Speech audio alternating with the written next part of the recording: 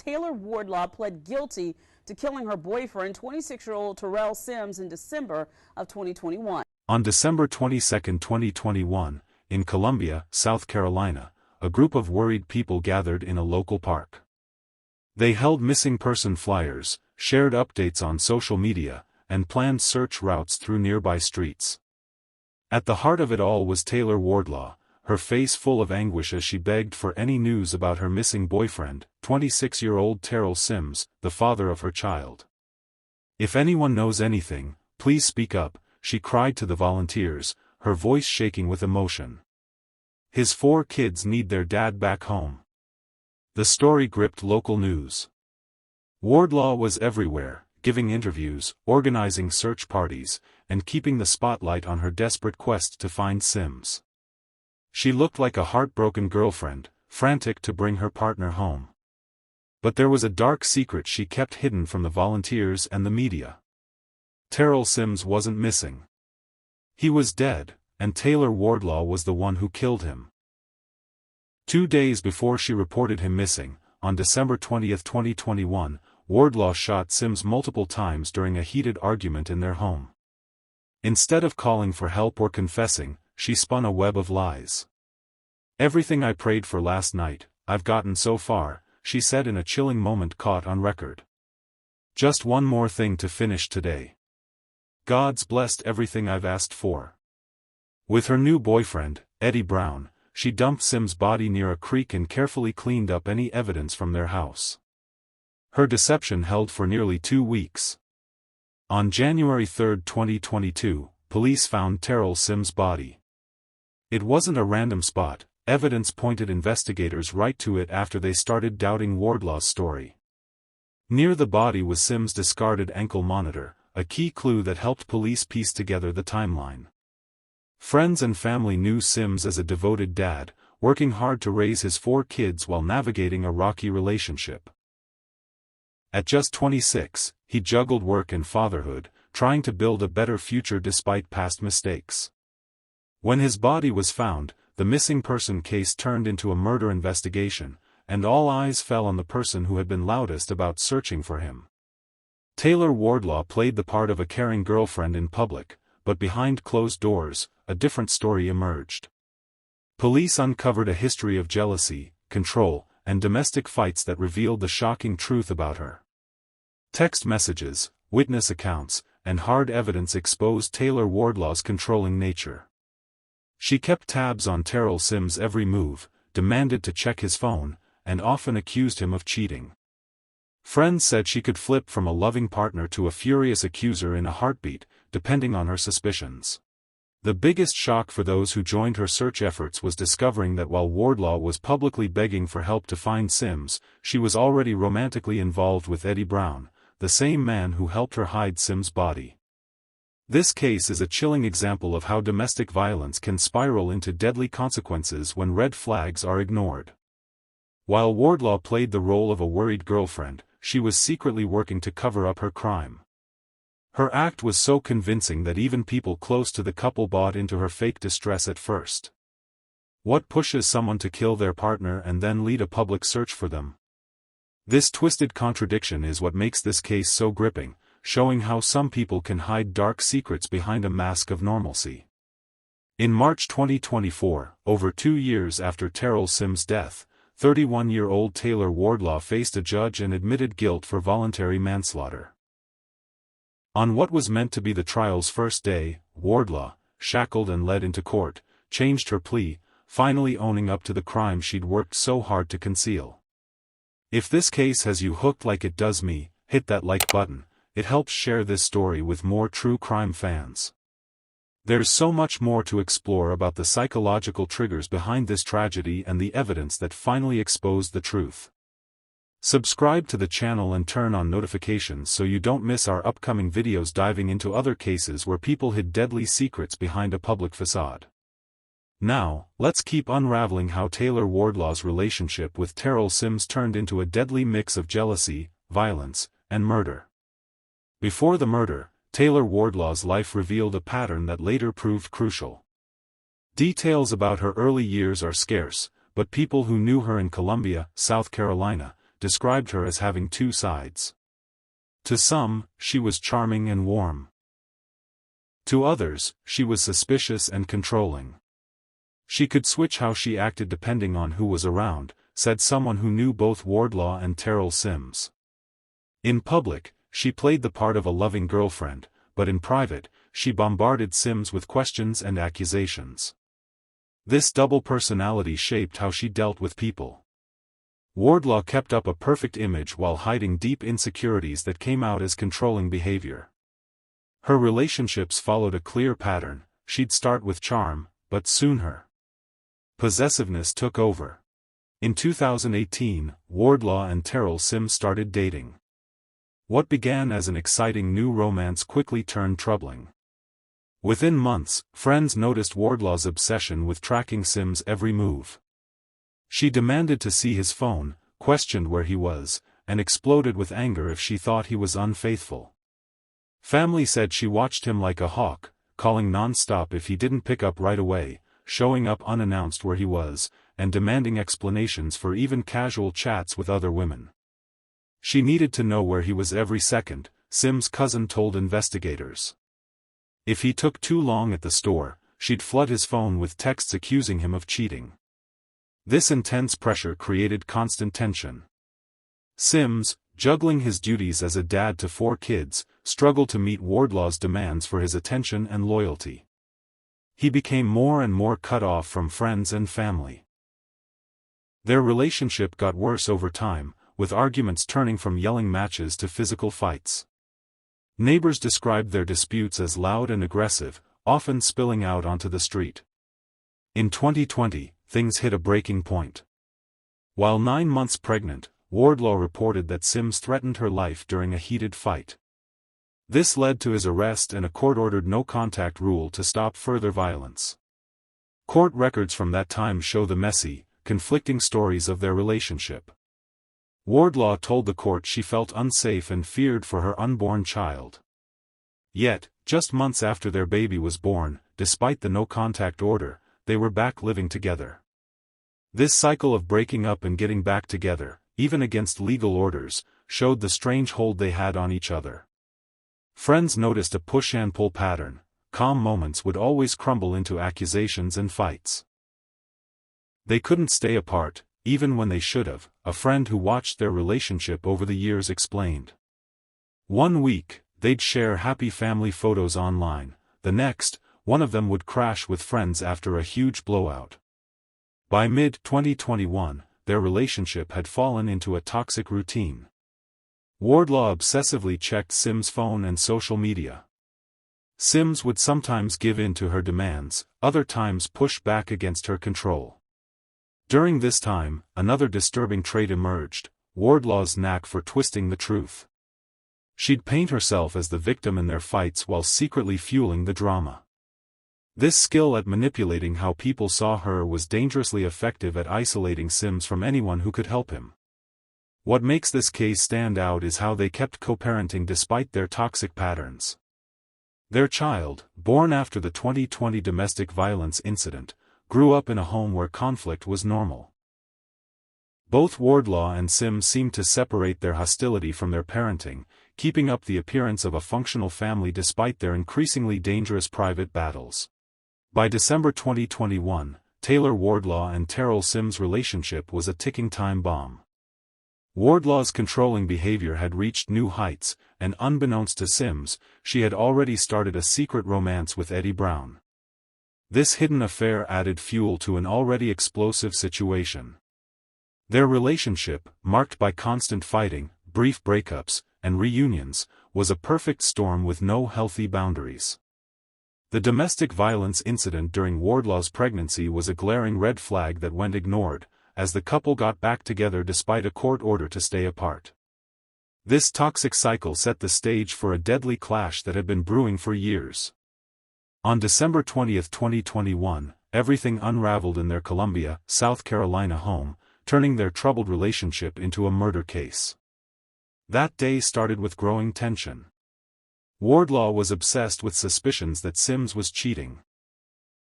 Her phone was filled with dozens of angry texts demanding to know where he was and who he was talking to. Neighbors later told police they heard the argument explode around 9 p.m. Wardlaw was screaming about Sims being unfaithful, claiming she had proof. It was louder than their usual fights, one neighbor said. The shouting match quickly turned violent. Evidence later showed overturned furniture, thrown objects, and shattered glass scattered across the living room floor, pointing to a fierce struggle. As the fight hit its peak, Wardlaw grabbed a gun.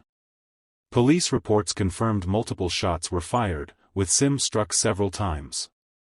A fatal shot to his back, fired while he was turned away, shattered any claims of self-defense. When the gunfire stopped, Sims lay dead in their home. Wardlaw faced a pivotal moment that revealed her chilling mindset. Instead of confessing, she chose to lie. Phone records showed that minutes after the shooting, she didn't call 911. She called Eddie Brown, her secret boyfriend. This twist stunned those following the case. Brown wasn't just a friend she turned to in a panic, he was her lover, a relationship she hid while still living with Sims. This secret affair added a dark layer to her motives. Brown arrived at the house about 40 minutes later. Security footage from a neighbor's camera caught his car pulling into the driveway at 10:17 p.m. He stayed inside for over 2 hours, and what happened in that time was carefully planned. Instead of reporting the death, Wardlaw and Brown hatched a plot to hide the crime. They wrapped Sims' body and used a rental car Brown had gotten earlier that day, a detail that hinted at either premeditation or cold-blooded quick thinking. Forensic tests later found Sims' blood in the car, despite their attempts to clean it, and a bullet hole in the hood tied the vehicle to the crime.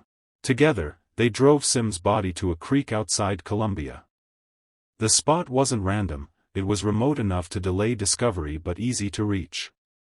There, they ditched Sims' ankle monitor, which he'd been wearing since the earlier domestic violence case. Phone location data traced their movements that night, mapping their route from the house to the creek and back, directly contradicting Wardlaw's later claim that Sims had simply left. By the early hours of December 21st, they were back at the house, scrubbing bloodstains, tossing evidence, and crafting the story Wardlaw would use when she reported Sims missing the next day. What makes this case so unsettling is how calculated it all was.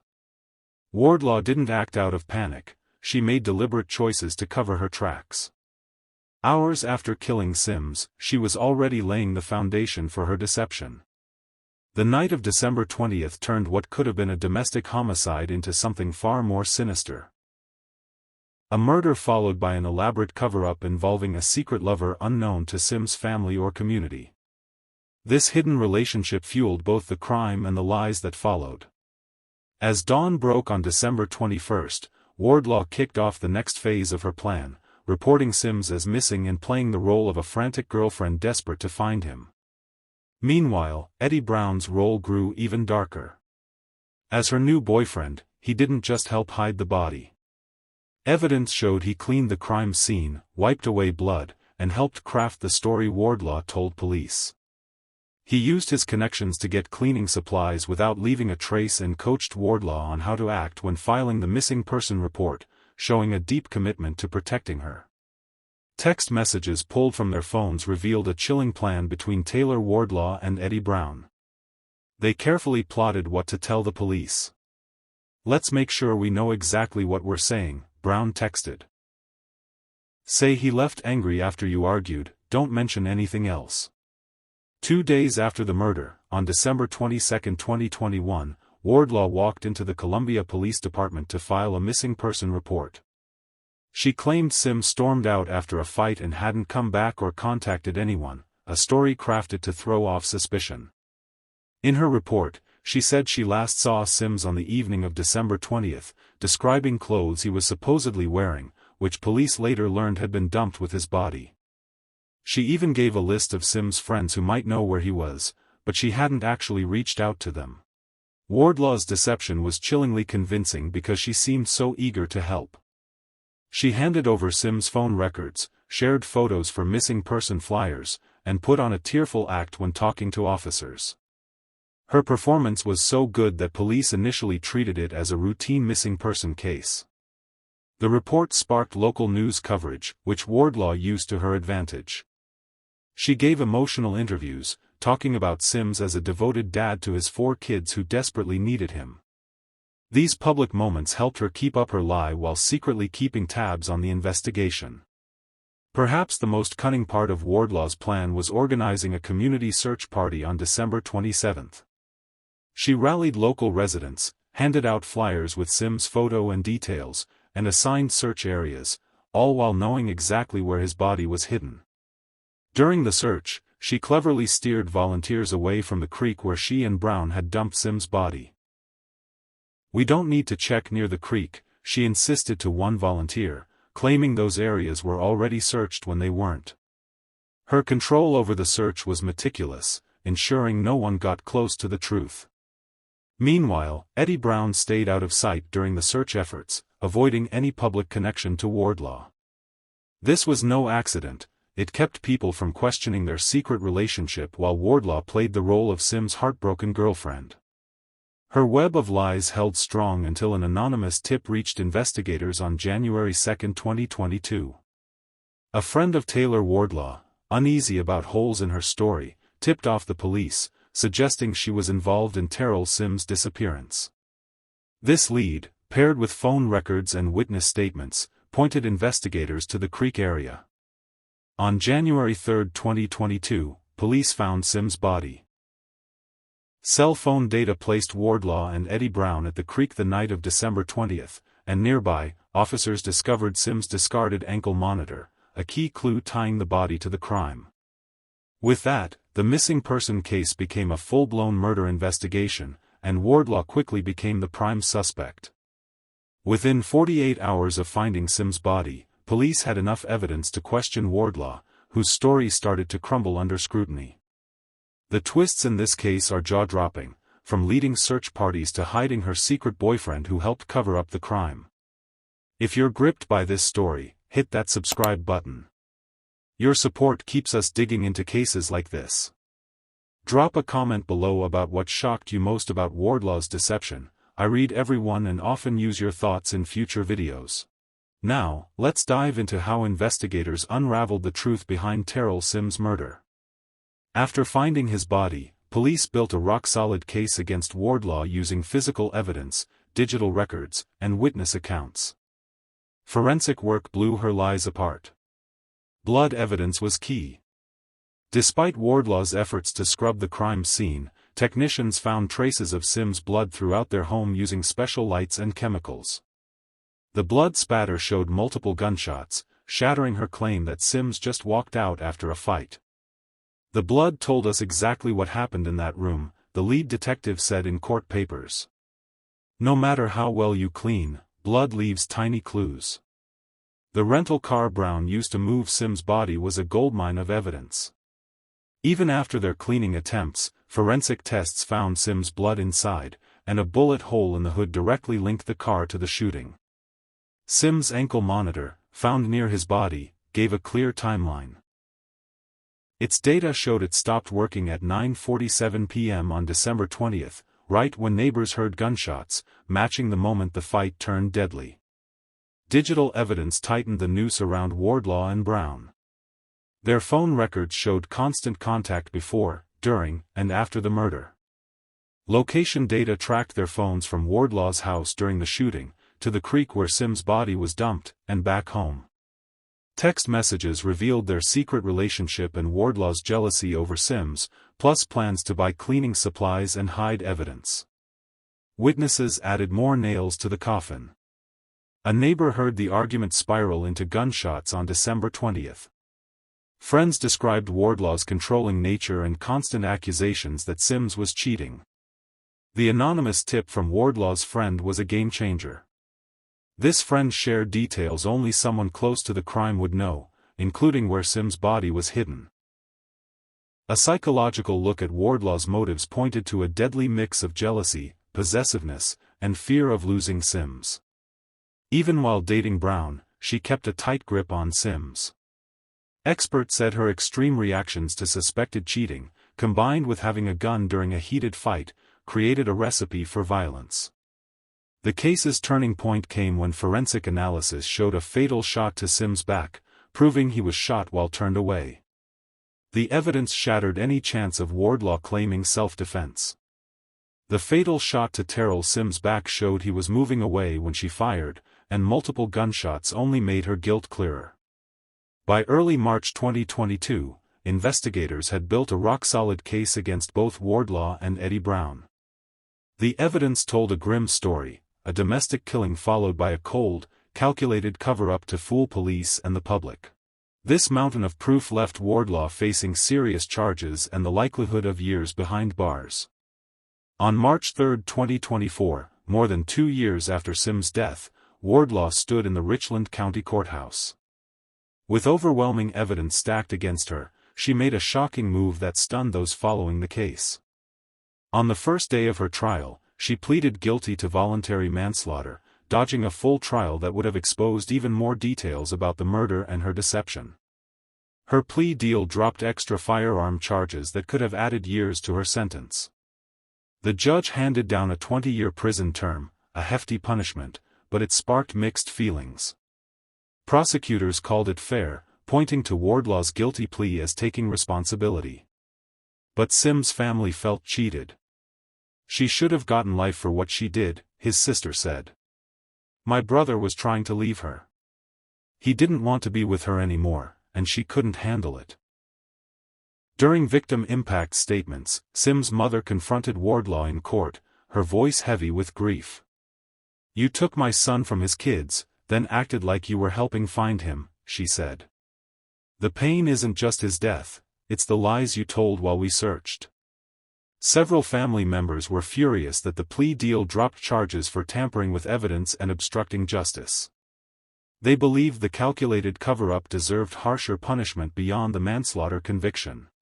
Meanwhile, Eddie Brown's case is still ongoing, with prosecutors going after him for helping after the murder and hiding evidence. The tragic story of Terrell Sims' murder exposes the chilling depths of Taylor Wardlaw's deception, a tale of jealousy, violence, and a calculated cover-up that tore a family apart. While Wardlaw serves her 20-year sentence, the pain she caused lingers, leaving Sims' loved ones searching for closure. Stay tuned for more gripping true crime stories, and let us know in the comments what you think about this case.